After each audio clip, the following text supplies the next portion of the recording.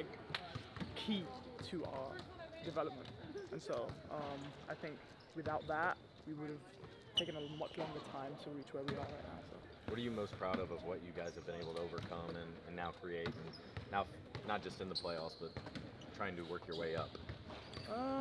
Just different mentality. It seems like we are all like bought in, and so kind of like I think that was the biggest thing: buying in and sticking together, not giving up, and trusting our schemes.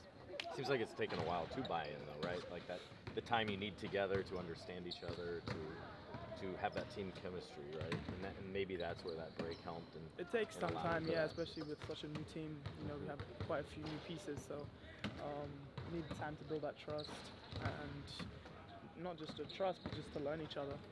When you came back and joined the team this year, how is it compared to kind of what you were expecting or weren't sure of now because of every game sold out, every game on national TV? What has that felt like for you individually? It's been great.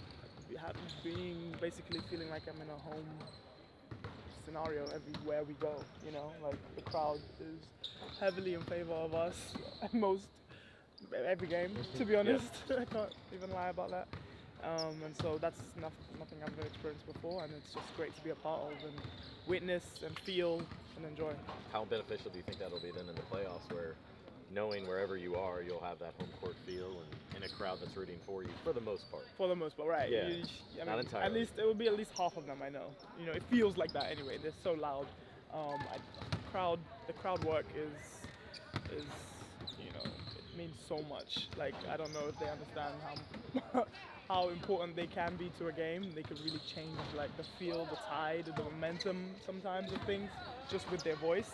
So I am so excited to experience it in the playoffs. Playoffs time is a different ball game completely.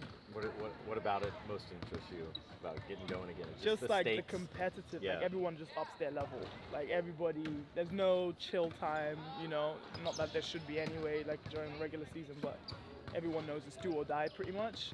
And everyone's just playing at the highest level, and it's who doesn't want to play, you know, the best players in the world while they're trying to bust your ass.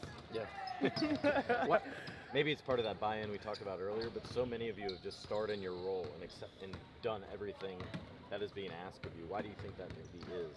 Because that's not certainly easy to get, I think, especially with a younger team maybe. Yeah, I mean, I think it wouldn't be easy. It's not easy when you have people working on ego, you know, and the one saying I like is leave your ego at the door. You know, if we don't do that, then we're going to run into a lot of problems on this team, or on any team. Everyone needs to understand what they're good at, what their role is. Even if it's different from another team you've been on, you know, that's fine. This is a new team, different team. And so this is how we need you on this, you know, this team, and so accept it and know that you're still important no matter how small or big your role is. Everyone needs to do their part in order for us to get this goal. So embrace it and do it to the best of your ability. That's always been my motto, you know. How challenging for you was those middle 2 months when you were kind of out, unable to contribute on the court, and knowing how big of a contributor you are when you are out there? It's the worst thing ever. One of the worst things I've experienced in my career, for real, because I've never had this kind of back-to-back injuries, like freak injuries, like injuries that I couldn't even somewhat control, you know? It's not like my body gave out or anything. It was impact injuries that just couldn't be avoided, it seemed. And so I was just wondering why, you know, first of all, but then also just accepting it for what it is. You know, I can't change it, so let's try and just give my all in whatever capacity I can. I'm able to. How'd you get past that, or how'd you try to stay engaged in other ways? I needed a break for sure, you know, mental and physical break. I needed to go to a body of water. That's what my piece is, and so thankfully I was able to get some, you know, time off.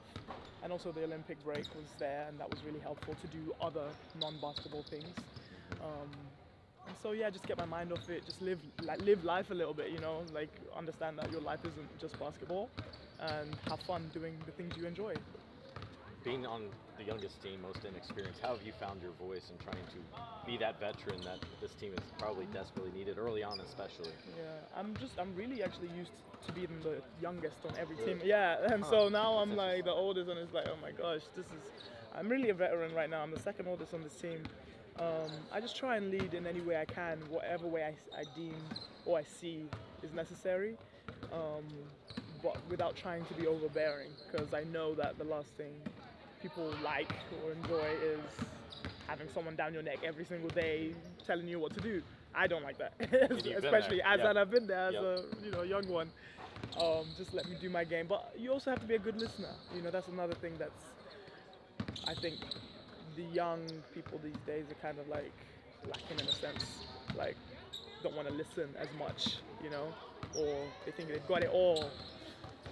You don't. They have all the answers. You don't have all the answers. I still don't. We're trying to help each other, but I don't know. I'm just trying to help in whatever way I can. Yeah. We're talking in the locker room, putting things in the room. She pushes the young ones to have a voice, and I love that. It's just not her voice. It's she's pushing other people to say things, to put it into the room.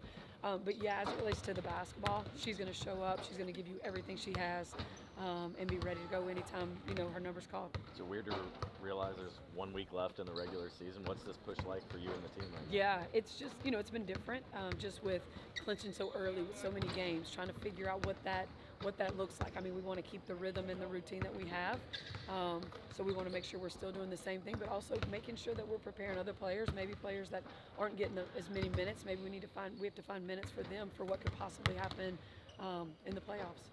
Okay. Jim or Fagbenle, do you say anything? Is there any key things you're looking or focusing on tonight going into your game basis?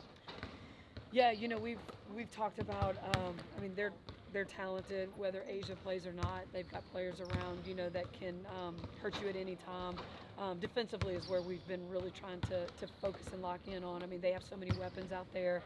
They can invert a lot of actions, and they can put posts in actions that guards are normally in, and that's difficult to guard when you're not, used to that.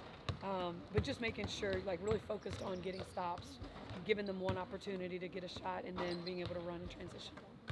Feel any big pressure going into the end of the season? If you'd asked me that a couple months ago, just pressure in general, yeah. Now, our goal is just to keep getting better, keep improving, so we can make a push in these playoffs and not just be. We're not satisfied with just making the playoffs. We think we can get in these games and do some damage.